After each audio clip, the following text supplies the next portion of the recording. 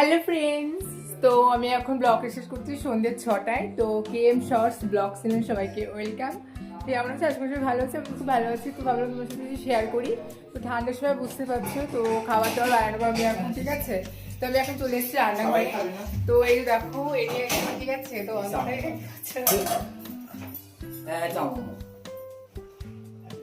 তো এই দেখো এখন চলো দেখো, সবকিছু তোমাকে দেখাবো, ঠিক আছে।